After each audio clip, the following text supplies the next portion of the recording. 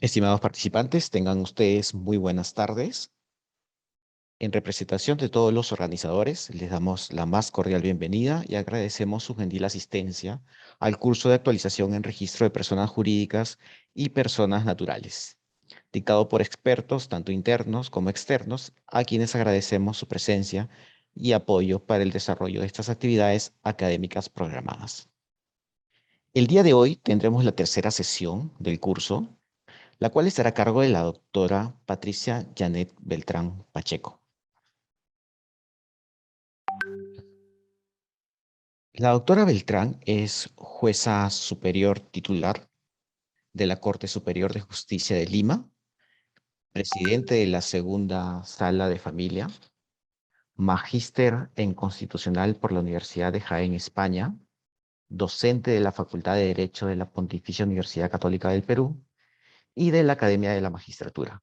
Es autora de libros y artículos jurídicos en materia de familia y procesal civil. Y también es expositora en eventos nacionales e internacionales. Antes de iniciar la sesión del día de hoy, les recordamos algunas indicaciones. Recuerden, por favor, tener sus micrófonos apagados para evitar interrupciones. Se hace de conocimiento que para la obtención de su constancia de por participación deberán asistir a las 10 fechas programadas en los días 12, 14, 18, 21, 22, 25, 27, 28, 29 de octubre y 2 de noviembre del presente año.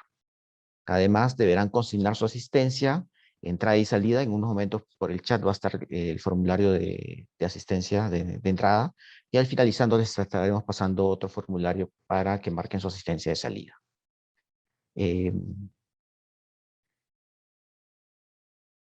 Sin más que decir, estimada doctora Beltrán, le damos la más cordial bienvenida. Puede comenzar. Muchas gracias. Muchísimas gracias a ustedes.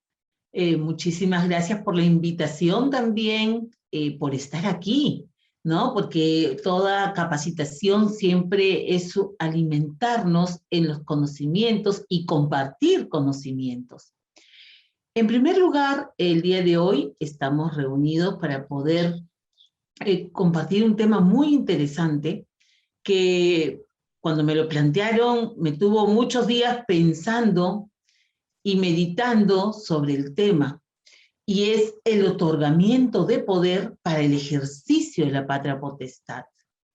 Un tema apasionante y un tema de la vida real, que todos y todas lo vemos, lo conocemos, porque pues hay diversas circunstancias en la vida de las personas que hacen que éstas alguna vez tengan que alejarse físicamente de las familias. ¿Cuántas familias han tenido que ver al papá o a la mamá o a ambos partir a buscar otros rumbos que les permitan sostener al resto de los miembros? ¿No? Nosotros hemos tenido y seguimos teniendo personas que están saliendo del país para poder buscar fuentes de ingresos para poder ayudar a los otros miembros de su familia a seguir adelante. Y esto pues atrae mucho a colación que tenga que haber una manera como los padres puedan sentir que están asegurando el desarrollo integral de sus hijos e hijas. Entonces, hoy vamos a hablar de este interesantísimo tema que nos convoca y vamos a reflexionar juntos muy bien respecto a ello. Si alguno tiene alguna pregunta, no sé si me puede el organizador confirmar si es después de que termine la exposición o puede ser una dinámica activa que mientras que vamos avanzando pueden ir formulando preguntas. No sé la dinámica que están aplicando. Doctora, al finalizar el evento vamos a tener un espacio para que los participantes puedan hacer sus preguntas a través del chat. Nosotros se las vamos a ir leyendo. Perfecto, entonces al final. Gracias, muchísimas gracias. Entonces, bueno, vamos a conversar un poco de este tema. En primer lugar, ¿Qué se entiende por patria potestad? Todas y todos sabemos por lo menos un concepto básico de lo que es la patria potestad. La patria potestad es, como bien lo saben ustedes, el conjunto de deberes y derechos que corresponden a los padres respecto a la persona y bienes de sus hijos e hijas para su protección y formación integral. ¿Y desde cuándo se ejerce patria potestad? Realmente desde que el niño nace, pero hay conceptos en los cuales se dice no, es desde que está en el vientre de la mamá, desde la concepción. Discutible. ¿Por qué? Porque para que un niño esté bajo patria potestad, tiene que haber nacido y tiene que haberse dado la filiación. La filiación va a dar origen al ejercicio de la patria potestad. Si tú no reconoces a tu hijo e hija, entonces no tienes patria potestad. Tienes que haberlo reconocido para estar, obviamente, ejerciendo este conjunto de deberes y derechos. Y esto, ¿no es cierto?, nos trae a colación de que hay muchas tendencias doctrinarias que creen que el hecho de que la mujer embarazada pueda pedirle alimentos al presunto padre, ya está ejerciendo patria potestad. No, realmente aún no. La patria potestad se ejerce cuando tu hijo o hija nace y una vez, si es matrimonial, hay una presunción que aún tenemos, que es la presunción pater is et quem nuptia demonstra, más conocida con su diminutivo pater is. Y si es matrimonial, basta que uno de ellos lo reconozca, y si es no matrimonial, deben ambos reconocerlo de manera expresa. Padre o madre de un hijo extramatrimonial, una hija extramatrimonial que no lo reconoce, realmente no está dentro del ámbito de la patria potestad. Y esto será mientras que sean menores de edad, es decir, desde su nacimiento hasta cuando tengan 17 años, 11 meses y 29 días de nacidos. Muy bien, el día que cumplen 18, la patria potestad se acabó.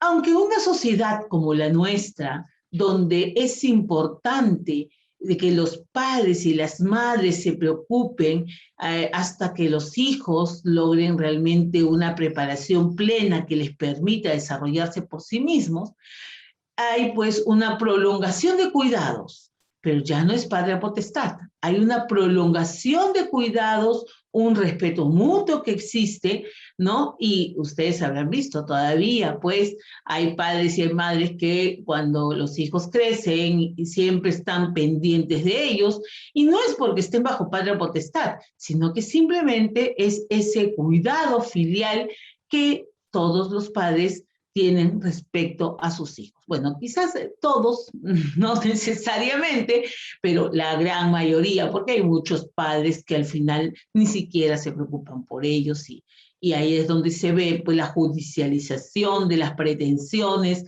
filiales, como son alimentos, régimen de visitas, ¿no? Procesos de tenencia, de violencia que suelen surgir en la vida de algunas familias. En este caso, entonces, la representación la tienen ambos, siempre y cuando ambos lo hubieran reconocido. Y esto es muy importante precisar. ¿Por qué? Porque si un niño ha sido reconocido solo por la madre, ¿no? Tiene consigo una serie de potestades distintas a si un niño ha sido reconocido por ambos progenitores. ¿Se dan cuenta? Entonces, sí es importante. Cuando nosotros hablamos de patria potestad, entonces, estamos hablando de este conjunto de deberes y derechos. Y un ratito, paremos un poquito. No solamente de los padres hacia los hijos, también de los hijos hacia los padres. Y esto es muy importante recordarlo. ¿Por qué? porque muchas personas, incluso muchos jurisconsultos, señalan que siempre, y señalan y lo precisan, ¿ah? De los padres a los hijos, de los padres a los hijos. Pero no, también es de los hijos a los padres.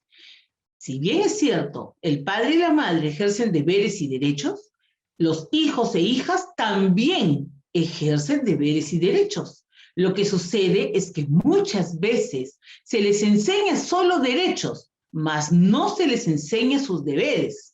Y el deber más importante que tienen los hijos e hijas es el respeto hacia sus padres. Y esto se está olvidando, se está dejando de lado.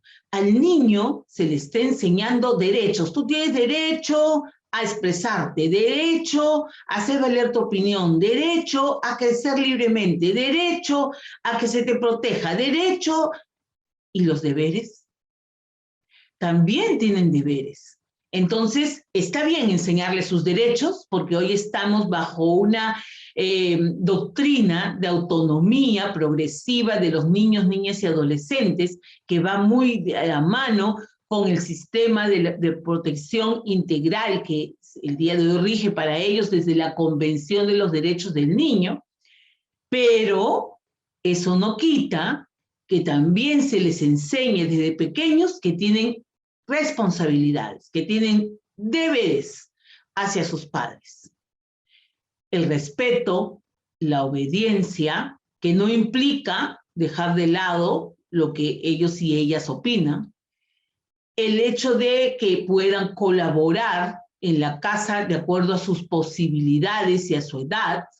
Entonces son deberes que debemos de enseñarle a todos los niños, niñas, y las adolescentes que pertenecen a nuestras familias.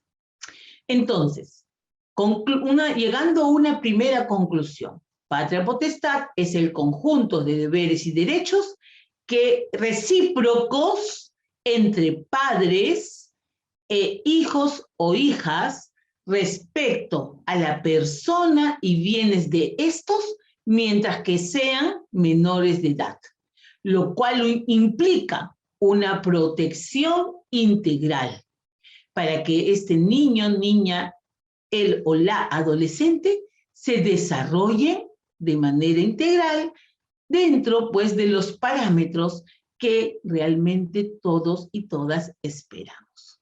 Muy bien, entonces, ahí tienen ustedes el concepto que todos deberíamos de manejar. ¿Para qué? Para poder comprender con mayor certeza ante qué estamos o a qué nos referimos. Muy bien, entonces, este capítulo lo vamos a pasar. Sigamos entonces. El día de hoy hay un cambio de paradigma. Estamos con la patria potestad de años pasados y con la responsabilidad parental de años que nos vienen, ¿no es cierto? O que comienzan ya a venir. Y este paradigma, muy bien, es muy importante analizarlo. ¿Por qué? En la patria potestad, miren ustedes las dos imágenes que yo les estoy presentando el día de hoy. A ver, ¿qué pueden apreciar en esas imágenes? En patria potestad, los dos padres juntos, el niño al frente de ellos, porque ellos dos cuidan a su hijo, pero lo ven como un objeto de protección. La patria potestad viene desde el derecho romano, desde la etapa del pater familias, donde teníamos un jefe de familia y debajo de él, ¿no es cierto?, venían los demás miembros de su clan familiar. Tan es así que su cónyuge o conviviente o pareja estaba bajo la denominada potestad maritalis. que también aquí lo hemos tenido. ¿Y qué era la potestad maritalis? Era pues el poder del marido. A tal punto que antes de la Constitución del 79, ¿no? Para que una mujer pudiera trabajar, necesitaba, requería, era indispensable que su marido le dé permiso. Si el marido no le daba permiso, ella tenía que recurrir ante un juez para que el juez pudiera autorizarla. Y los hijos estaban bajo patria potestad, pero teniendo la idea de jefe de familia al padre. Con el tiempo, esta definición, esta lógica que sostenía la patria potestad, fue cambiando. Y fue cambiando, pero no dentro de la palabra misma, sino dentro de su contenido. No del continente, sino el contenido. Vino la Constitución del 79, vino el Código Civil del 84, que por cierto ya está desfasado, ¿no? Porque imagínense cuántos años ha pasado desde el 84. Y estos ya venían con la idea de la igualdad entre el hombre y la mujer, con lo cual se rompía la potestad maritalis. Pero respecto a los hijos, todavía estábamos bajo, ¿no es cierto?, un sistema antiguo. Muy bien, donde al niño, niña, él o la adolescente, se le consideraba un objeto de protección. Y esta doctrina se llamaba el sistema de situación irregular de los menores de edad. En eso entonces, antes del año 93, todavía nosotros nos encontrábamos bajo el Código de Menores que había aquí en el Perú, que un poco ya se vio suavizada con el Código Civil de 1984. Y posteriormente, pues, con, ¿no es cierto?, el acogimiento de otras normas, como el Código de Niños y Adolescentes en el año 93. Y antes de ello, con la Declaración de los Derechos del Niño, la Convención de los Derechos del Niño. Con este sistema de situación irregular del menor, los padres veían a sus hijos como objetos de protección sin capacidad de opinar, sin capacidad de pensar por sí mismos, de tal manera que los psicólogos señalaban, para que un niño más o menos razone, tiene que tener 7 años, ¿no? Y uno le preguntaba, ¿pero por qué 7 años, no? O sea, ¿qué significa 7 años? Y ellos decían, porque es la edad en que pueden comenzar a razonar. Bueno, si lo dice un psicólogo quizás, pero era un parámetro, ¿no?, que no era realmente absoluto, porque hay niños que desde mucho antes comienzan a razonar y razonan muy bien.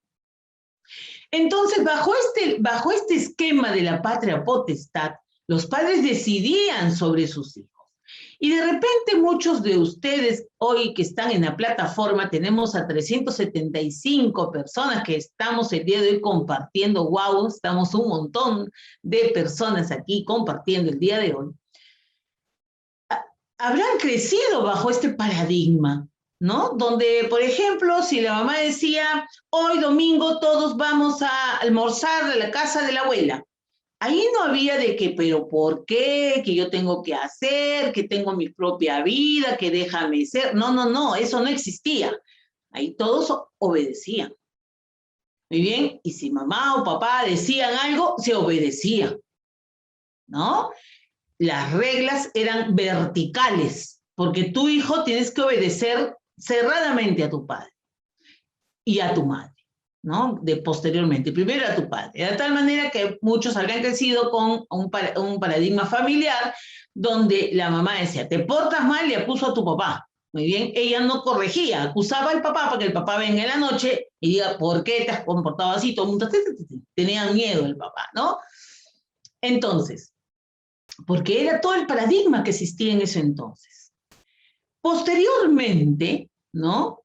Esta patria potestad, como les dije, se va flexibilizando, pues vamos flexibilizando.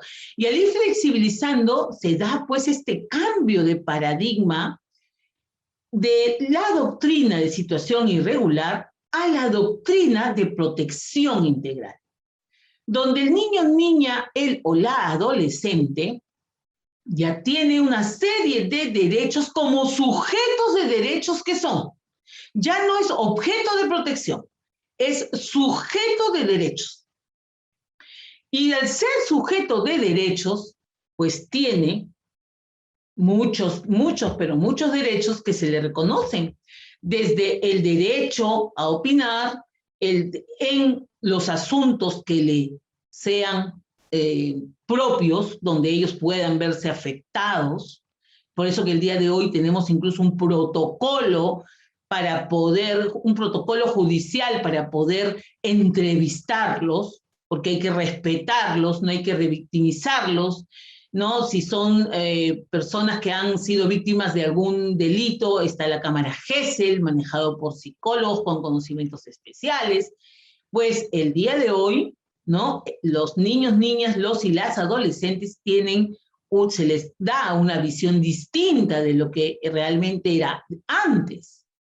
Tienen derecho a crecer integralmente, derecho pues a vivir en un ambiente tranquilo, en donde no exista violencia, etc.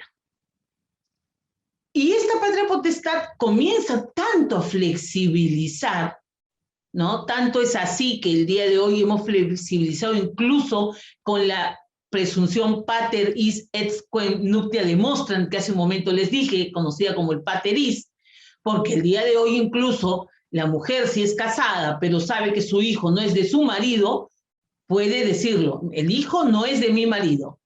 Y basta con que ella lo diga para que el verdadero padre biológico lo pueda registrar. Y este cambio ya está en el Código Civil. Muy bien.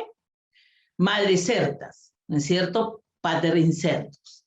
La madre siempre es cierta y la madre sabe quién es el padre porque el padre es incierto. No se sabe, ¿no? Se confía en lo que la madre dice. La responsabilidad parental comienza a aparecer. Y ustedes que trabajan en registros tienen que tener esto bien claro.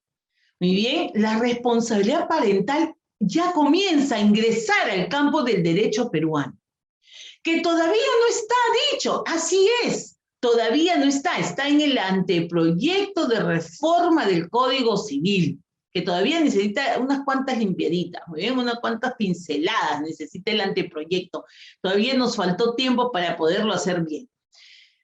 Pero la responsabilidad, ¿no es cierto?, comienza a aparecer, donde ya no vemos a un jefe de familia, vemos una relación horizontal de padres que ejercen la responsabilidad respecto a sus hijos menores de edad.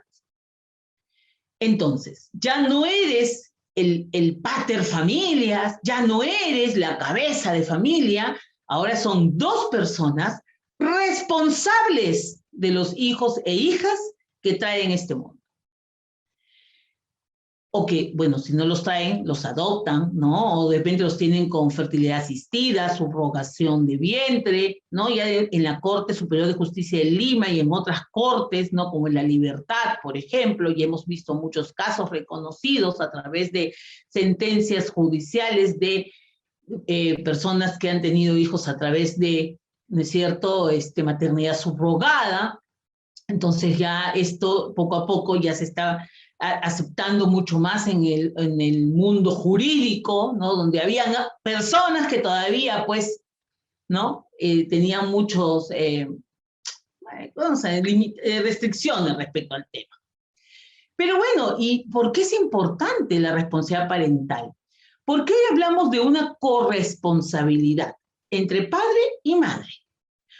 ambos son responsables en la misma medida, al 100%. Acá no venimos 50-50, no. Al 100% ambos son responsables. Son responsables de la vida de sus hijos.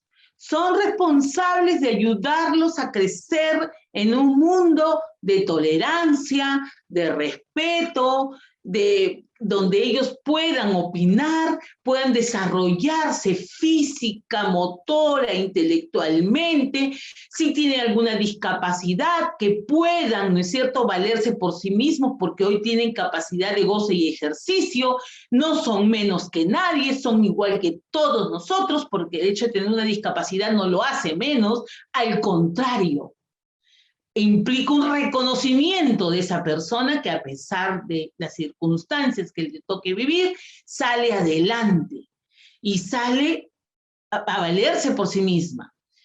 Entonces, tenemos que esta responsabilidad es coadyuvar en el desarrollo integral de mis hijos e hijas.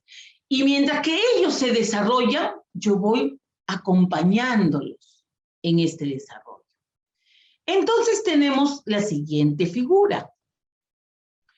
El niño, la niña, los y las adolescentes crecen acompañados de sus padres durante todo su desarrollo integral.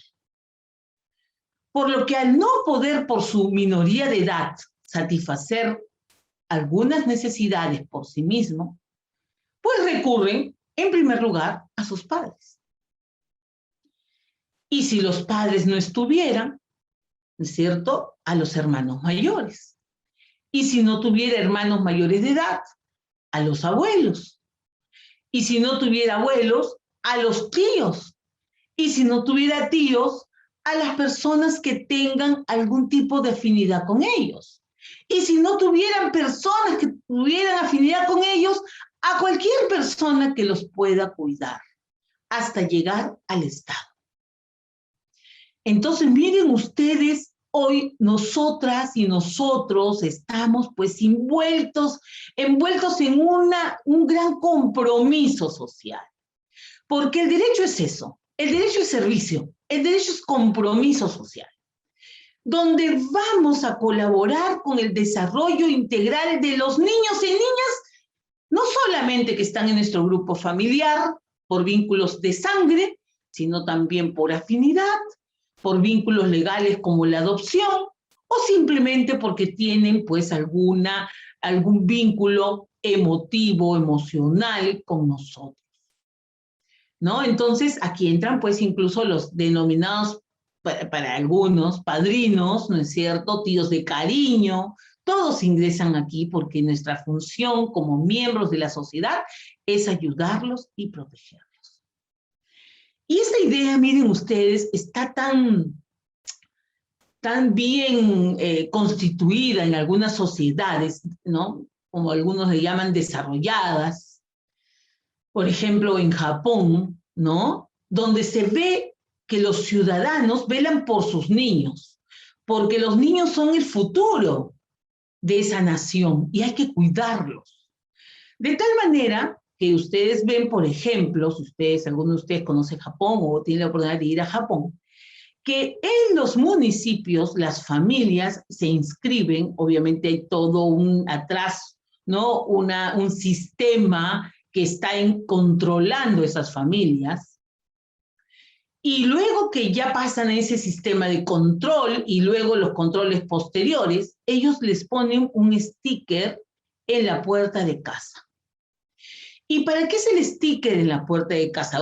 ¿Es una condecoración, una insignia? No. Es un símbolo que va a ser reconocido por los niños, niñas, los y las adolescentes cuando lo necesiten.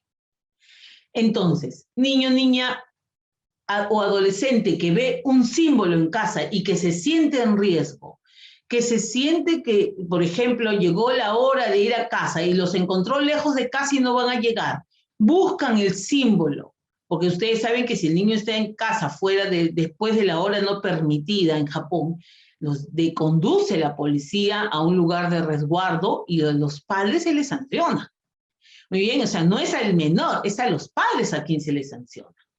Entonces, el niño busca esa casa, ese sticker que tenga en la puerta de esa casa y recurre con confianza, porque sabe que las personas que están en ese hogar lo van a cuidar hasta que sus padres los vayan a buscar.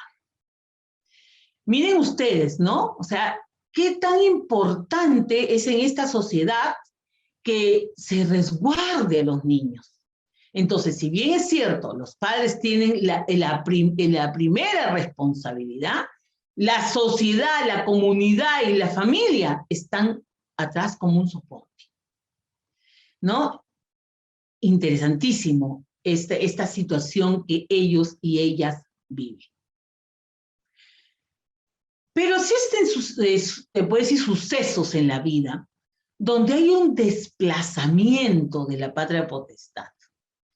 Primero, por cualquiera de las causales de suspensión, que es algo temporal. Ustedes saben que la suspensión de la patria potestad, lo que aún llamamos patria potestad, porque ha quedado el nombre, ya todo el contenido ha cambiado, ha quedado solo el nombre. Es algo que se puede recuperar posteriormente cuando demuestres, ¿no?, que ya superaste esos baches que la vida te creó. O también causales de extinción, que es ya algo permanente. Y recordemos que cuando se extingue en cuanto a tus derechos y deberes, ¿no?, respecto al niño, más no el de alimentos. Bien, porque ese es por solidaridad. Entonces, tanto la suspensión como la extinción se dan luego de un largo proceso judicial donde el juez examina con mucha, pero mucha tranquilidad si realmente amerita o no amerita que se dé, pues, esta situación. Si los padres, otra situación en la que se da el desplazamiento es si los padres no están físicamente, ¿no? Pueden ser los dos o puede ser uno de ellos. En estos casos hay que recurrir a la vía judicial obligatoriamente. Esto no es por conciliación, esto no es a través de una escritura pública, esto no es a través de un documento privado, tampoco, no es cierto que lo dejo en una servilleta escrito, no, no, no, no.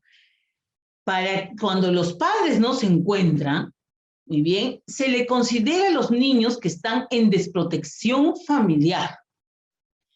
Entonces, lo que hace la unidad de protección, muy bien, es velar por este niño hasta que judicialmente se decida su situación.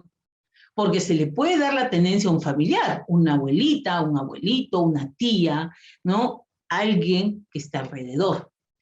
Y judicialmente sí se le da la tenencia, porque ya se han roto los parámetros, ¿no es cierto?, de que la tenencia también era exclusiva de los padres, porque era una interpretación restrictiva del Código de los Niños y Adolescentes. Antes se decía, la tenencia es solamente para los padres, los terceros no pueden tener tenencia, pero esta interpretación restrictiva, limitativa del ejercicio de una tenencia se rompió hace muchísimos años, más o menos hace más de 10, 12 años, jurisdiccionalmente a través de diversas decisiones, y hoy un familiar puede ejercer tenencia cuando los padres físicamente no se encuentran, lo cual no quiere decir que los padres no tengan patria potestad, porque siguen vivos. Para que un padre no tenga patria potestad, o tiene que morir, o tiene que extinguirse por sentencia judicial, o tiene que morir el hijo, o tiene que alcanzar mayoría de edad.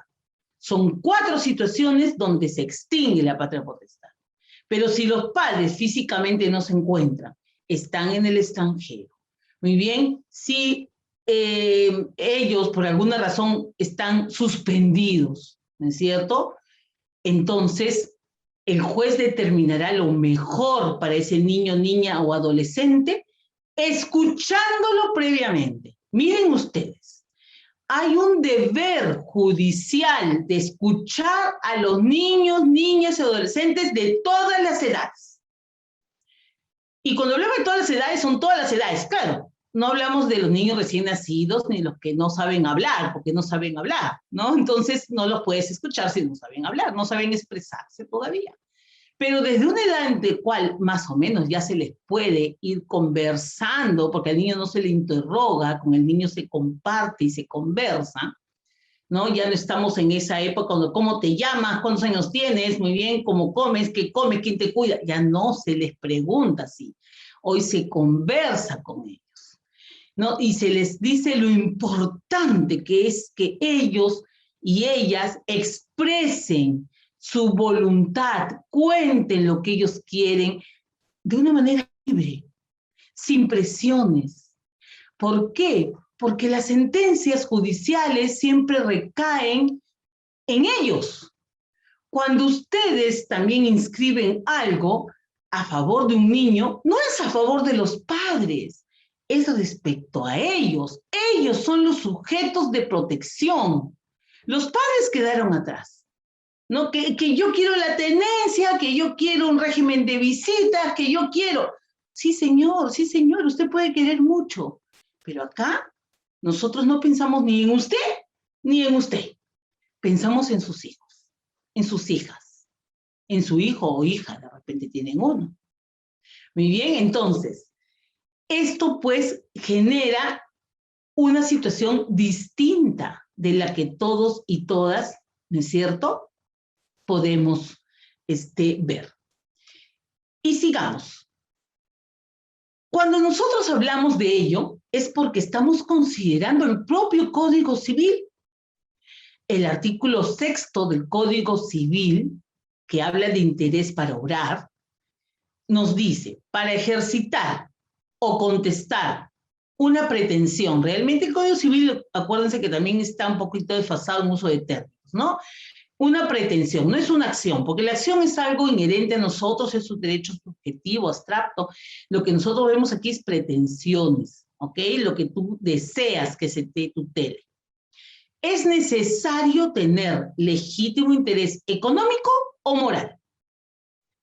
Y luego dice, el interés moral autoriza, muy bien, el ejercicio de una pretensión, y disculpen que estoy cambiando la palabra, pero estoy leyéndolo como debería ser, solo cuando se refiere directamente a la gente o a su familia, salvo disposición expresa de la ley. Y es por ello que en la diapositiva pasada yo les decía, la tenencia la puede ejercer otro familiar, ¿no? ¿Por qué? Porque cualquier familiar puede, ¿no? Por interés moral, perdonen ustedes, por interés moral puede pretender una situación a favor de otro familiar, ¿no? Esto es muy importante que todos ustedes lo recuerden. Y sigamos. Llegamos aquí. Muy bien. Llegamos a esta resolución 811 del año 2018 de su institución, que fue publicada el 10 de abril del año 2018, donde se estableció: no son inscribibles los poderes cuyo objeto recae en la delegación de atribuciones propias de la patria potestad.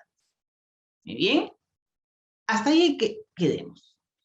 Muy bien, entonces el poder no puede inscribirse, no puede registrarse si el contenido implica la delegación de atribuciones propias de patria potestad. Luego dice, por ello, no es posible que un padre delegue la facultad de decisión exclusiva a la madre, en lo concerniente a la educación, la salud y la autorización de viaje de su hija, siendo que de acuerdo a nuestro marco normativo, dicha autorización debe ser otorgada obligatoriamente por ambos padres mediante un documento con certificación notarial. Muy bien, vamos a partir de esta idea. Muy bien, no he copiado toda la resolución, pero presumo que ustedes la conocen. Entonces, la idea es la primera que me llama a mí a comentar. En primer lugar, este es un caso donde hay un padre, ¿no es cierto?, que por X razones le está, ¿no es cierto?, señalando a través de un poder, dándole que lo represente la madre en la toma de ciertas decisiones. Presumimos de que el padre no iba a poder hacerlo directamente, por eso que le está delegando a la madre esa facultad. Pero realmente, ¿el padre necesitaba delegarle a la madre? Si él no está, quien se hace cargo de ese niño, niña, adolescente es la madre. Si el papá no está, es la mamá. Y si la mamá no está, es el papá. Muy bien. ¿Era necesario que le delegue para que ella pueda tomar decisiones sobre su educación, sobre su salud y sobre una autorización de viaje? No, porque si él no estaba, ¿no? Ok. Pero realmente, ¿él está delegando su patria potestad? ¿O es que está, no es cierto, él quizás ratificando que la madre es la que va a tomar decisiones en nombre a favor de sus hijos e hijas?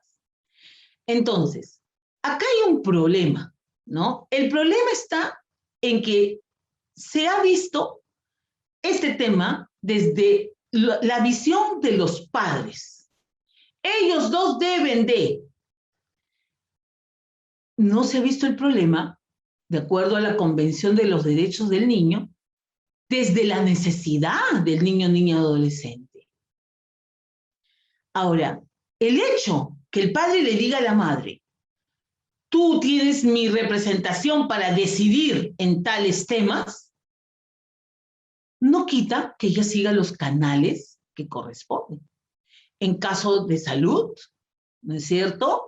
Es más, si es que esta madre, por ejemplo, su hija estuviera en un estado pues de gravedad absoluta para una operación y ella es una madre que no quiere darlo y dice no, porque además el papá me dijo que yo decido que no la operen, en ese caso hasta el Ministerio Público ingresa y el Ministerio Público le dice la operan, punto, porque acá yo defiendo la legalidad y defiendo al niño y usted se me sienta, porque aquí yo soy más que usted, porque primero está la vida de su hija. Ella es una persona sujeta de derechos, ¿no? O sujeto de derechos.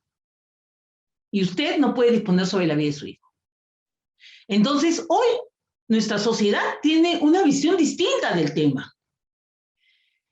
La autorización de viaje. Pero miren ustedes, solito se restringió la resolución cuando dijo debe ser otorgada obligatoriamente por ambos padres mediante documento de certificación notarial. Sí, pues, si los padres están de acuerdo. Pero si los padres no están de acuerdo o hay uno de los padres presentes, el notario no lo acepta. Tienes que irte a la vía judicial. Y el juez analizará. Y este documento, ¿no es cierto?, dado por un notario, le servirá como prueba a la madre que el padre no se va a oponer. No es que le está dando a ella, tú decide, porque ella va a poder decidir. Le está diciendo, lo que tú digas está bien. Y eso es lo que yo te estoy diciendo, que lo que tú digas está bien. Por eso es la importancia de la redacción de los documentos públicos.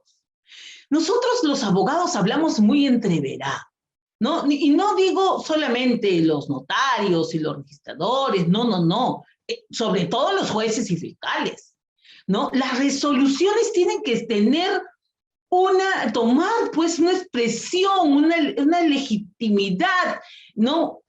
Del uso del lenguaje, un lenguaje sencillo, un lenguaje entendible, un lenguaje que permita decirle al padre, sí, yo lo que estoy diciéndole, yo no voy a estar, muy bien, yo sigo teniendo patria potestad, pero lo que ella diga yo estoy de acuerdo.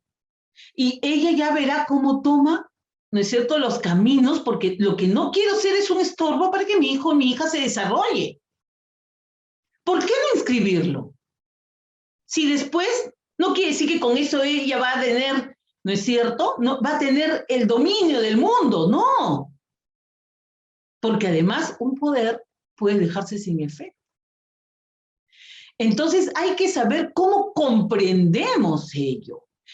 Nosotros no podemos hacer interpretaciones restrictivas, limitativas o prohibitivas porque queremos. Toda norma, para que sea restrictiva, limitativa o prohibitiva, tiene que ser expresamente establecida. Y digan ustedes, ¿no? ¿Qué pasaría entonces en los casos en los cuales se da la tenencia a personas que no son los padres? Oh, no, si la tenencia solamente es para los padres. No, porque pensamos en los niños, niñas y adolescentes. Además, todo padre y toda madre va a querer lo mejor para sus hijos. Y si están habiendo este tipo de situaciones, es porque yo no quiero ser el estorbo, yo no quiero ser esa piedra en el camino de mi hija que después no pueda hacerlo. No se tomará como una facultad, porque nadie lo va a tomar como una facultad real. Se tendrá que tomar como una expresión de voluntad. Ahora, sí, es cierto, no podrá el notario, si no está el padre presente, ¿no? Por ahora, hasta que no se cambie esa formalidad, dar una certificación notarial o una autorización, porque también hay autorizaciones de cambios de residencia, que son diferentes a las autorizaciones de viaje, que es algo temporal. Entonces, no podrá el padre, el notario decir, sí, ya, el padre tácitamente le delegó. No, le dirá, bueno, si no está y él le dejó, tiene que hacerlo valer ante un juez, ¿no? El juez lo que va a observar en eso es que la actitud del padre es no oponerse. No hay oposición a la autorización de viaje. Entonces, ya con ello, la madre podrá viabilizarlo. En cuanto a la salud, fundamental. Si el padre no está, decide la madre, ¿no? Y la madre no es que va a firmar en nombre de, sino que las decisiones que ella tome están siendo avaladas por el padre que le está diciendo, ok, tú vas a decidir. La educación, donde ella decida que su hija se desarrolle y estudie y se capacite para el futuro, lo que está haciendo esto es darle un backup a la madre, no un backup acá atrás, ¿no? Sí, lo que yo decida, wow, qué responsabilidad, porque estoy decidiendo por los dos, pero él confía en mí. Entonces, yo lo que decida está bien. Muy bien, entonces ahí está el backup que tengo yo, ¿no? Para poder decidir.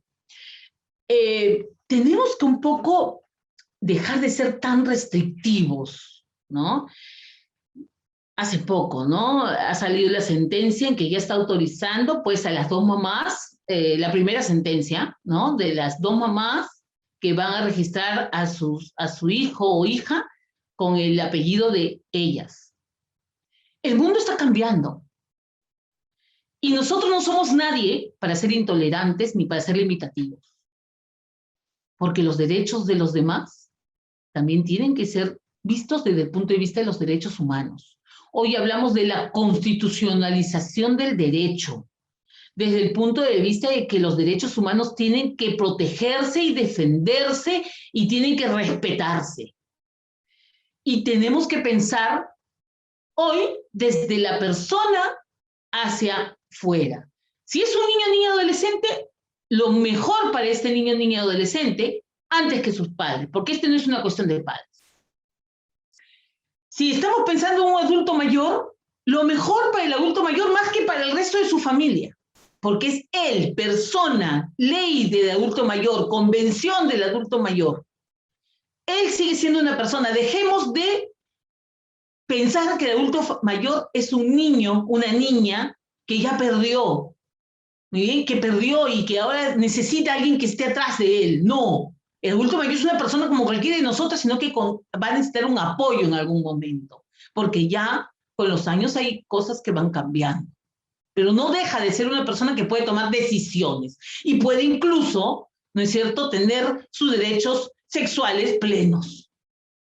¿Por qué los comenzamos a tratar como niños cuando no lo son? Si tenemos con personas con discapacidad, bueno, personas con discapacidad con goce y ejercicio. Muy bien, y todos tenemos que respetarlos. Ya no es de que hay que tutelarlos, no. Y con esto se les trae también obligaciones. y obviamente el ejercicio de su propia personalidad. Esta resolución interesante, pero yo creo que le faltó un poco el enfoque desde los niños. Le faltó por estar muy lineales, muy a la restricción, no solamente los padres, le faltó ese enfoque. Muy bien, entonces comencemos a trabajar en ello. Comencemos a trabajar en ello.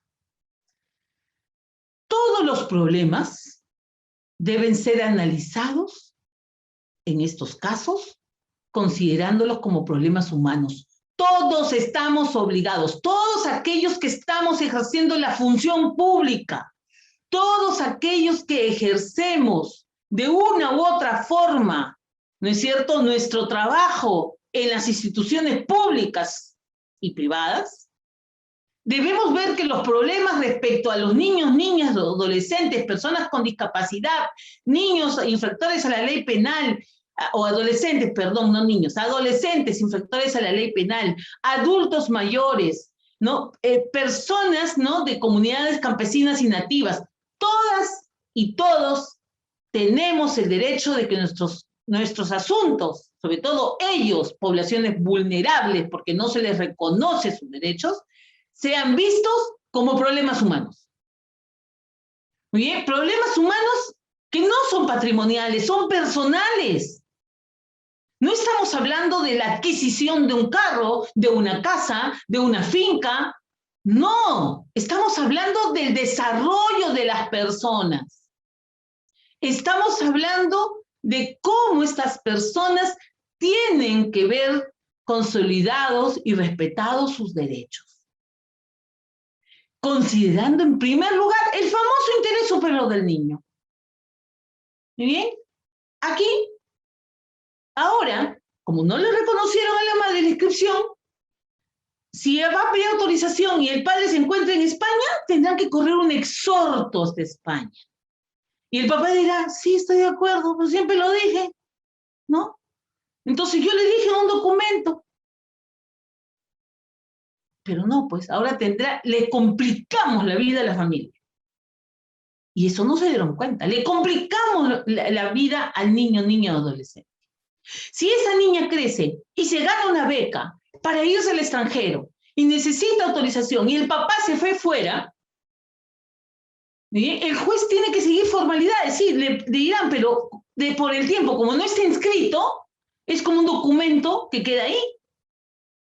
Y tendrá que cumplir, ¿no es cierto?, con notificaciones, pues, que van a implicar dinero, tiempo, esfuerzo, y ese niño hasta puede perder una beca. Mientras que si estuviera inscrito, ya le da al juez una situación de, ok, ya se le ha dado, ¿no es cierto?, fe, el notario se inscribió, hay una formalidad, ok, con esto doy por notificado al padre. Entonces, miren ustedes los efectos que podrían surgir. Y acá tienen, ambos padres no ejercen patria potestad. Entonces, si ambos padres no ejercen patria potestad, por alguna razón, han sido, por ejemplo, se les ha extinguido o están ambos suspendidos. Hemos tenido muchos casos, padres que han violentado a los hijos, padres que han violado a los hijos y madres que han sido cómplices de la violación. Hemos tenido miles de casos, ¿no? Porque no es uno, no son cientos, son miles a nivel nacional. Uno de los padres ejerce patria potestad nada más porque el otro se fue a buscar fuentes de dinero en otro país, ¿no? Y después se le extinguió porque desapareció, las muertes presuntas, etcétera, etcétera, ¿no? En esos casos también nosotros vemos por los niños. Y hay que tener en cuenta, eso sí, si los padres lo reconocieron, el notario y el registrador tienen que ver si ese padre y esa madre han reconocido ese niño. En primer lugar, el notario. El notario es el que tiene el deber de ver eso, de constatar reconocimiento del niño, ¿no? Si no lo han reconocido ambos, esto está por gusto, porque solamente ejerce patria potestad quien lo reconoció. Y a veces yo veo que muy pocos notarios hacen ese cruce de información. Muy bien, basta con el DNI del niño que tenga los dos apellidos, ya muy bien. Oye, pero espérate, de repente la madre puso, pero nunca lo fue, y hay mucha confusión. Hay personas que tienen hijos no matrimoniales, pero creen que se les aplica el pateris, ex quem nuntia demonstrans, más conocido como pateris. Y no es así, porque para el hijo no matrimonial no se les aplica esta presunción. ¿Se dan cuenta? El artículo 74 del Código de Niños y Adolescentes dice, son derechos y deberes de los padres, ¿no? Velar por el desarrollo integral de sus hijos, proveer su sostenimiento y educación, dirigir su proceso educativo y capacitación, tenerlos en su compañía, representarlos en la vida civil, recibir ayuda.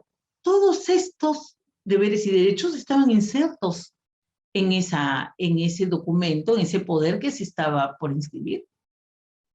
No le estabas dando más ni menos, porque era papá y mamá. Ni siquiera le estás dando a un tercero. No se lo estás dejando a la abuela, no se lo estás dejando al abuelo, no se lo estás dejando al tío. Es de mamá, de papá a mamá. O podría haber sido de mamá a papá. Entonces, no estamos hablando de terceros, ¿muy bien? Y ello tampoco fue tomado en cuenta. Miren ustedes. Sigamos. Hay que diferenciar expresiones de voluntad que hasta constituirían actos previos, ¿no? Imagínense que ese padre tenga un accidente y quede discapacitado y ya él tiene ese documento inscrito que es un acto previo que le va a dar a la madre pues esa certeza de que él estaba de acuerdo con que lo que ella decidiera respecto a su hija. Y se tomaría así, ¿no? Es más, hasta para poder declarar a la madre como el apoyo de él, porque es un acto previo de darle representación. Ya ella, ahí tendría su prueba de que ella sería el apoyo porque él confía en él al darle representación en algunos aspectos. Porque no creo que haya sido solamente respecto a su hija. Y otra cosa son las facultades de representación contenidas en los poderes, ¿no? Que es el denominado acto jurídico de apoderamiento, donde nosotros le damos, pues, esa facultad es una persona que realiza actos en nuestro nombre, ¿no?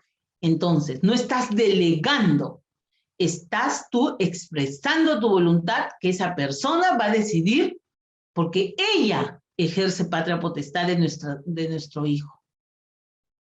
¿Mm? Muy bien, entonces, gracias. Muchísimas gracias por este tiempo que me han permitido compartir con ustedes.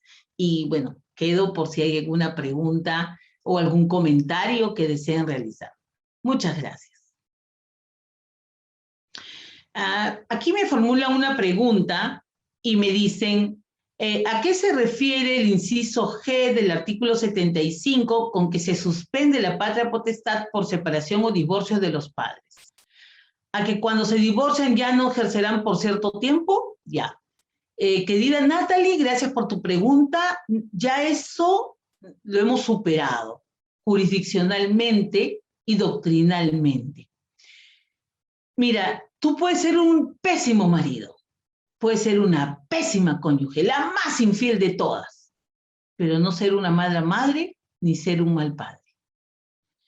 El divorcio implica causales entre los cónyuges, entre los dos, él y ella, y no debería de influir respecto a tus hijos, porque tus hijos no están en el conflicto conyugal, que en la práctica se los incorpora lastimosamente, pues hay padres y madres que no han madurado y que no se dan cuenta del daño que les hacen a sus hijos e hijas involucrarlos en sus procesos de divorcio o de separación.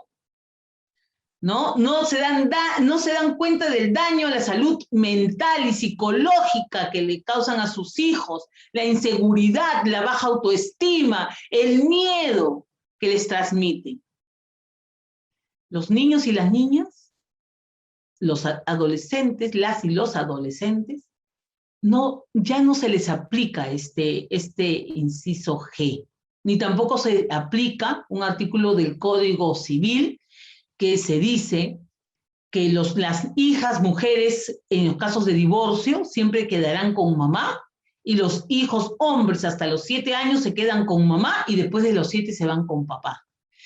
Eso ya no se aplica de ninguna manera porque hoy vemos la perspectiva desde los niños y las niñas, desde los y las adolescentes. ¿Y cuál es lo mejor para su desarrollo integral? Y ya hemos dicho que en este caso se referían antes sobre todo a la tenencia exclusiva.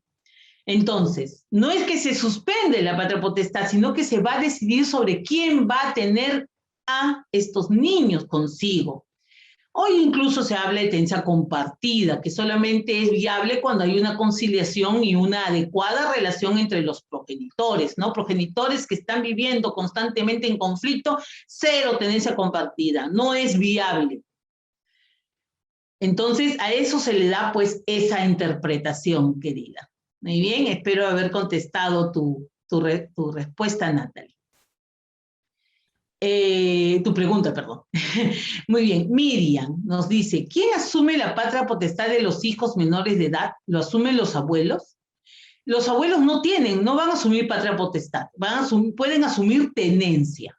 Ahora, si los padres se quedaron, se les extinguió la patria potestad o murieron, ¿no es cierto? Ya será tutela, ¿no es cierto? Porque la tutela solamente es para los niños y niñas que no tienen padres que ejerzan patria potestad. Entonces ya los abuelos asumirán la tutela, serán los tutores de sus nietos, pero si ellos están vivos y están suspendidos porque es algo temporal, querida Miriam, será una tenencia con ciertas facultades y tiene que ser vía judicial. No va a ser vía conciliación de ninguna manera. Tiene que ser vía judicial. Muy bien. Hola Martina, ¿cómo estás? Gracias por los saludos. Sobre los derechos del adulto mayor, usted comentó el trato debe ser como sujeto de derechos. Es una persona con sujeto de derechos, eso es verdad. Pero en la práctica se presentan casos en los que si no se les protege pueden cometer errores con efectos jurídicos para ellos mismos. Por ejemplo, ¿qué hacer si un adulto mayor se enamora de una persona mucho menor? Pero ¿por qué no? Por algún interés. Mira, ese es un prejuicio social, ¿eh? Que la persona menor siempre se enamora del mayor por, ¿no? Billete mata galán, ¿no? Y este adulto mayor no desea nombrar apoyo. Bueno, el apoyo es una facultad, ¿no? Y no es, tú no puedes obligar a tener un apoyo. Es más, en los procesos judiciales se les pregunta si quieren un apoyo y si la persona dice que no, no es no. Muy bien, porque tienen capacidad de goce y ejercicio. Lo que sucederá es que este adulto quede desprotegido, no, porque quién sabe que el adulto, a veces los adultos son abandonados por los hijos, ¿no? Y lo que están buscando es una persona que los acompañe, que viva con ellos, que sean felices. Hemos tenido casos nosotros en los cuales, por ejemplo, se han enamorado de las personas que los cuidan, ¿no? Y conscientemente, hasta se han casado, y los hijos después piden la nulidad del matrimonio civil, porque mi padre se casó en el pueblo de Chunchullo, porque esta mala mujer se lo llevó, y vienen los testigos y dicen, no, él estaba feliz. Él no quiso que los hijos vengan porque son unos prejuiciosos y ellos piensan en su futura herencia, pero nada más, ¿no? Y él estaba contento, él estaba feliz, acá están las fotos, grabación, video, que él está hasta tirado en el piso, ¿no es cierto?, bailando el hip hop, ¿no? Feliz de la vida, o sea, y esto sucede porque todavía seguimos estigmatizados que la persona adulta mayor van a aprovecharse de ella, ¿no? Van a engañarlos, se van a acercar a ellos por interés. No necesariamente. Muy bien, no necesariamente. Hasta he escuchado porque es de tal nacionalidad y todas son iguales y vienen por interés. Miren ustedes, ¿no? Entonces, no es que quede, ya, otra cosa es que después se vean con pruebas objetivas que ha habido, pues, actos contrarios a la persona. Esa es otra cosa. Pero ya entra a otro proceso. Muy bien, y ahí entrarán los hijos, pues, si tienen pruebas objetivas suficientes, ¿no? Si, por ejemplo, pues comienzan a poner las casas a nombre de solamente una persona, salvo que él quiera, porque él puede decir, no, es que, ¿sabes qué? No le quiero dejar a mis hijos. Yo ya me casé y quiero dejarle pasarle a nombre de mi cónyuge. Habrá que ver, ¿no? En qué situación se encuentra, ¿ok? Muy bien. Martina, gracias por tu pregunta. A ver, Yuri. Buenas noches, Yuri, buenas noches. Carol, a ver, de acuerdo a su opinión, ¿procedería un poder que otorgue a alguno de los padres del menor a favor de un tercero, donde se faculte tomar decisiones de salud, incluso... Es que, mira, es diferente que se lo dé en el caso que yo les he comentado, es de padre a madre. Padre a madre, ¿bien? De madre a padre. En caso, ¿no?, que el padre tenga que irse o queda privado de libertad o cualquier razón, ¿no?, que pueda afectar su ejercicio inmediato y no tiene otra persona, ¿no es cierto? Ahí quien entra es el Ministerio Público. O sea, no le tienes que conceder la facultad de que pueda operar al menor, no. Además, el tercero que suma eso va a ser, pero bajo un riesgo increíble. Entonces, eso le compete a los padres hasta que ellos adquieren mayoría de edad. O tienen hijos, ¿no es cierto? Entonces, a los 14 años ya, pues, ¿no? Tienen 16 años se casan o tienen hijos, ¿no? Entonces, sobre sus hijos pueden tomar ciertas decisiones y sobre ellos mismos también, ¿no? Imagínate que la hija, pues, de 16 años está embarazada y si, todavía es menor de edad y los padres están en el extranjero y ella, pues, tiene que dar a luz y que no podría autorizar su propia cesárea, por supuesto, ¿no? Porque ella, pues, está en una condición distinta. Como te digo, hoy todo es analizado y si el padre no va a estar, pues, no lo va a facultar, ¿no? Y el juez incluso cuando, supongamos que aquí le dé la tenencia a la abuelita por el juez, ¿no? El juez, la abuelita recurre y dice, mi hijo ha tenido que irse al extranjero y la mamá también se ha ido al otro lado, yo me he quedado a cargo de ellos, se le da la tenencia y el juez le dirá qué facultades tiene. El juez es el único, no es por poder, es por decisión judicial, que es diferente. ¿Te das cuenta? Ok, Martina. Ok, no te preocupes, Martina. Todos cometemos ahí.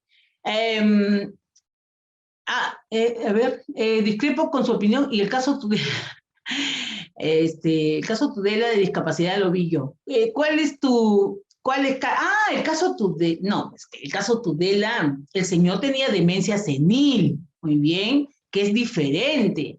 Es diferente porque no es una persona adulta mayor que estaba en todas sus capacidades. Yo les cuento que en el caso Tudela el señor me ofreció matrimonio a las otras dos magistradas, se ofreció matrimonio a la fiscal, imagínense, nos ofreció matrimonio a los cuatro, muy bien, y nosotros en ese caso fuimos a casa del señor Tudela porque era un expediente de, no se imaginan cuántos tomos, creo que tenían 23, 24, 25 tomos, todos con pericias donde se contradecían, ¿ah? La de acá decía que estaba bien, la de acá decía que estaba muy mal, la de acá decía que estaba peor, la de acá decía que estaba súper bien, así que las tres magistradas un día en la mañana, a las 8 de la mañana, dijimos, nos vamos a constatar cómo está el señor Tudela. Nosotras mismas somos, nos pusimos nuestra cinta, nos pusimos todas lindas, muy bien, y fuimos a recoger a la fiscal, le dijimos, Rita, baja, ¿no? Entonces la doctora bajó, ¿qué? ¿Dónde vamos? Sube, nos vamos a casa de Tudela, ay, no traigo mi cartera, no importa, nos vamos. Y a medicina legal recogimos médicos, muy bien, geriatras, psiquiatras, y recogimos a unas enfermeras que están ahí, a todos los recogimos, suban a la combi, muy bien, nos fuimos a la casa del señor Tudela y corroboramos in situ que el señor efectivamente tenía demencia senil, hablaba en francés, luego en inglés, luego en español, o sea, y luego nos ofreció matrimonio, luego nos dijo de que no había comido, lo habíamos visto comer, ¿no? Entonces, nos dimos cuenta que cuando tú le hablabas, él repetía lo que tú le decías, entonces ese es un caso distinto que diré, Kate, ¿no? El adulto mayor común y corriente, ¿no? Si tú tienes papá, por ejemplo, y tu papá es un adulto mayor, y tu papá, claro, de repente no te va a gustar si tu papá se enamora de una chica joven, pero ¿por qué no podría hacerlo? Y eso no lo hace que esté con demencia senil o que esté con Alzheimer, ¿ok? Hay que saber diferenciar las casuísticas, ¿ya? A ver, sigamos. Hay casos en que se otorga poder para llevar a un niño al extranjero. para un tratamiento médico. ¿Qué deben hacer los padres si pierden comunicación con el apoderado? Bueno, ellos dieron poder, ¿no? En todo caso, tendrían que ir al extranjero, porque no pueden hacer aquí nada, tendrían que ir al extranjero y ante la autoridad del lugar donde esté, que va a tener que por la convención darle pues esa cabida a la pretensión, dejarse en efecto pues esa potestad que han otorgado, pero no es aquí en el Perú, tiene que hacerlo allá. Bien. Ok, Martina, a ver, Nora. Procede el otorgamiento de poder a un tercero para trámite de estudios escolares de un menor, es decir, ¿puede el apoderado cambiarlo de colegio hacia cualquier departamento del Perú? Hay padres que firman, por ejemplo, los casos de algunos estudiantes del Colegio Mayor. ¿Recuerdan el Colegio Mayor? ¿No? Pero no es para efectos de que decidan, solamente es traslado. Muy bien, los padres dicen, estamos conformes con que esta persona decida dónde va a ser el traslado, ¿no? Y a veces muchos chicos de provincia los traían acá a Lima, ¿no? Porque acá estaba el Colegio Mayor en Guampaní, no sé si recuerdan, y tenían una gran opción, ahí era como un internado, ¿no? Y se preparaban, y esos chicos ingresaban a las mejores universidades, y el Estado les pagaba toda la carrera, ¿no? Que es la beca 18, ¿no? Dependerá del texto, ¿no? Y los padres pueden decir que le dan solamente esa facultad de cambiarle de escuela para su beneficio, debiendo de, pero tiene que precisar, ¿a qué colegio? No es que libremente decida, libre soy, no es Frozen, muy bien, es que expresamente, ¿para qué? Situación concretísima, muy bien, concretísima. ¿Cómo se resuelve el caso que uno de los padres se encuentra en estado vegetal y el otro padre necesita llevar permiso judicial? Autorización judicial de viaje, querida Mireille. Muy bien. Gracias, Cindy. Si existe un proceso de alimentos, ahí estamos en alimentos, que nos vamos al otro lado, ya. E incluso ya existe una liquidación de pensión de alimentos que no fue cancelada, ya transcurrieron muchos años, el padre se encuentra como no ha habido y actualmente la niña debe viajar al extranjero porque ganó una beca en el exterior. ¿El juez podría conceder la autorización para el viaje del menor? Sí, por supuesto. Claro, el juez lo vamos a dar, lo vamos a dar rapidísimo también. Si tiene una beca, vemos la beca, hay que decirle al juez que mire el tiempo de becas. Por supuesto, no hay ningún problema que le dé la autorización. A ver, para disponer de inmuebles, la intervención debe ser ejercida por los dos cónyuges, pero si falta uno de ellos, se puede otorgar un poder por escritura pública que incluso es indeterminada. No obstante, para efectos de cuidado, enfermedad, viajes de menores, no debería tener una misma interpretación.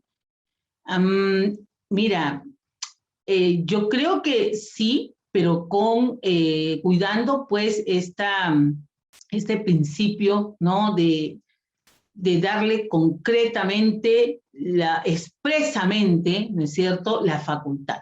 Porque nosotros hemos tenido casos de abusos de poder. Yo les cuento rapidísimo un caso, ¿no? Este es un caso de una señora que tenía cáncer en 4º estadio, cáncer al útero. El esposo le dice, dame un poder para administrar los bienes que tenemos, vender un auto porque ella no podía ya mucho moverse, y ella le dice, ok, pero el departamento vamos a ponerlo a nombre de nuestra hija, porque ella decía, si yo me muero, quiero dejar a mi hija con un techo. Por supuesto, le dijo él, ¿no? Claro, no hay ningún problema. Pero luego ella descubre que la casa no la había puesto a nombre de la hija, la había puesto a nombre de una hermana de él. Y esta hermana, a su vez, se lo había trasladado a otra persona. Había existido un abuso de la confianza del apoderdante, ¿no?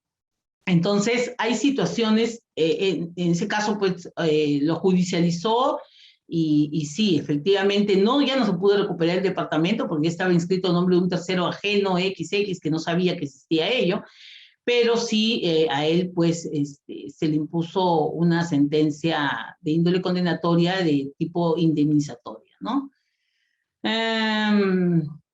A ver, Miriam, sabemos que hoy en día muchos menores de edad que son madres y no cuentan con el apoyo del progenitor. En estos casos, quien asume la responsabilidad de la madre asume la responsabilidad sobre sus hijos, muy bien, teniendo en cuenta que por la edad muchos no tienen trabajo. ¿Cuál es el papel que pueden cumplir los abuelos? Ah, ok. Bueno, ahí tiene 16 años, ¿no es cierto? Ella podría pedir alimentos al abuelo paterno, si es que él lo reconoció a su hijo, porque comienza la filiación, y si no, primero tendría que iniciar un proceso filiatorio para crear pues ese nexo de parentabilidad con los abuelos del otro padre, ¿no? A ver, ¿qué más tengo por aquí? Dice, gracias Catherine, gracias Eliana. A ver, ¿cuál es la regla frente a poderes de padres divorciados frente a sus menores? ¿Únicamente poder notarial? ¿A qué te refieres, querido Darling? ¿Cuál es la regla frente a poderes de padres divorciados?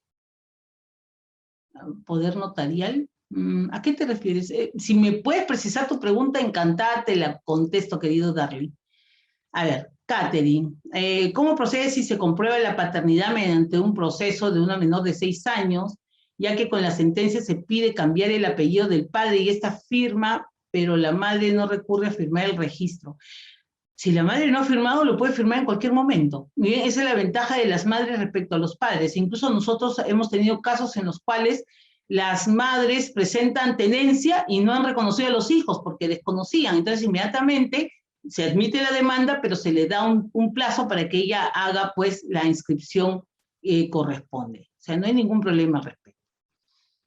Una persona con discapacidad que no haya sido declarada incapaz podrá disponer de sus bienes. Las personas con discapacidad ya no son declaradas incapaces, muy bien, y pueden disponer de sus bienes. Tienen capacidad de goce y de ejercicio. Recuerden eso siempre ustedes. Si un niño nacido en Perú de padres extranjeros y la madre viaja a Estados Unidos por un tiempo, ¿que es autorización de viaje o autorización de residencia? No, son dos cosas distintas, Gisela.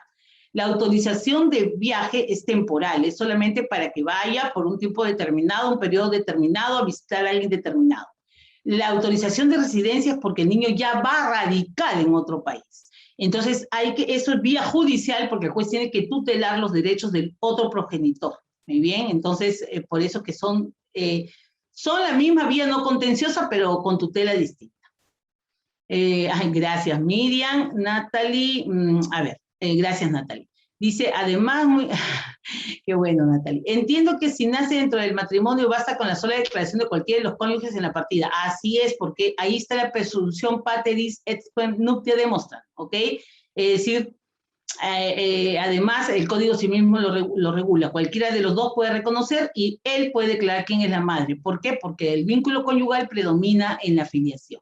La madre es la que puede decir, ojo, no es de mi marido, muy bien, es de otro, ¿no? Entonces, bueno, ya, es cuestión de la madre. Pero si no hay un matrimonio y solo ha sido reconocido por uno, ya, claro, solamente ese uno es el que tiene patria potestad. Muy bien. Yuri, ¿considera usted que con un poder se puede dar una suerte de adopción encubierta? El menor no vive con sus padres, pero ellos han dado poder a un tercero que vive con el menor. Es que no hay poder para que viva con el menor. Eso tiene que hacerlo vía judicial. Muy bien, no hay poderes que te digan, yo doy permiso que viva con XX, Y, ¿no? Además, no, ahí todavía habría prohijamiento, ni siquiera adopción, ¿no? Porque para adopción de los menores es todo un trámite distinto, ¿no? Otorgado por uno de los padres famosos. Yo considero de que para realizar trámite de residencia del extranjero, muy bien, tiene que hacerlo vía judicial. Muy bien, que lo hagan vía judicial. Cualquier persona puede presentarse ante un juez y decirle, yo tengo la tenencia fáctica de este niño, sus padres están en tal lugar y necesitamos autorización de viaje para que él vaya. Y el juez lo puede dar, no a través del poder, no a través del poder. Ahora, le puedes dar poder para que pida al juez. Esa es otra cosa. Muy bien, yo le doy poder a mi mamá, le mando poder vía consulado para que mi mamá haga expresamente los trámites de autorización de viaje para que mi hijo viaje a mi encuentro. Eso sí hemos visto mucho. Entonces, y eso sí hemos visto incluso que ha venido de otra región, muy bien, con inscripción, ¿no? En registros de que le han dado poder para que haga, poder para que ejerza a través de un proceso la autorización de viaje. Pero no para que lo haga, porque el notario no se lo va a aceptar igual. Muy bien, el notario no va a poder aceptarle eso. Entonces, va a tener que judicializarlo, querida Tiffany. Muy bien, entonces, poder donde le das la facultad de que inicie el proceso en tu nombre, perfecto, ¿no? Proceso, ¿no? De autorización de viaje, ¿ya? Muy bien, creo que acabamos las preguntas. ¡Wow! ¿Cuántas preguntas? Muy bien, muchísimas gracias. Estoy feliz que me hayan hecho tantas preguntas. Espero haber cubierto sus expectativas y que se vayan contentos con esta ponencia. ¿No? Gracias por sus palabras y bueno, gracias por la invitación y por... estoy muy contenta de haber estado compartiendo el día de hoy con ustedes. Gracias a todos y a todas. Muy bien, doctora. Muchas gracias por su excelente exposición. Agradecer también a todos los participantes por haber sido muy constantes con sus preguntas. A continuación vamos a compartir el link para la asistencia de salida a través del chat. No sin antes, tal vez quizá la doctora quisiera agregar unas últimas palabras. Bueno, nada, muchísimas gracias por su asistencia y recuerden, cuando ustedes en su actuación dentro de SUNAT tengan que decidir un caso sobre niños, niñas, adolescentes, siempre consideren lo que va a ser mejor para ellos, consideren que hay normas que los protegen, igual que con cualquier miembro de estos grupos vulnerables, como son los adultos mayores, las personas con discapacidad. Muy bien, es muy importante que todos y todas podamos colaborar para que ellos y ellas puedan desarrollarse de manera integral sin ninguna restricción. Ahora, y recuerden que el poder para terceros es para que puedan ejercitar acciones a favor de sus hijos e hijas, pero no decisiones. Eso solamente es potestad jurisdiccional y lo puede dar un juez. Gracias.